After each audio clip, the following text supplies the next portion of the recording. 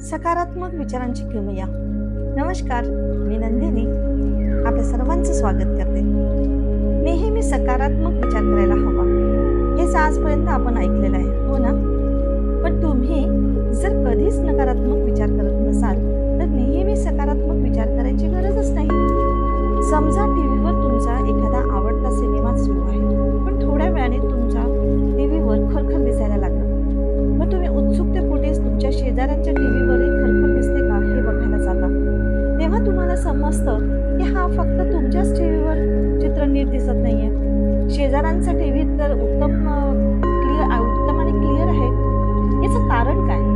तर तुमच्या टीव्हीच्या केबलमध्ये बिघाड झालेला असतो, शेजाऱ्यांच्या टीव्ही मात्र एकदम योग्य दिशेने ट्यून झालेला आहे. याचाच अर्थ सिग्नल तर एकाच सॅटेलाइट मधून येतो आहे, पण जिथे केबल खराब आहे त्या टीव्हीवर खरखर सुरू आहे. हीच गोष्ट आपल्या विचारांनाही लागू पडते. जेव्हा आपण सकारात्मक विचार करतो तेव्हा संपूर्ण विश्वातील सुखकारक गोष्टींसाठी ग्रहणशील असतो.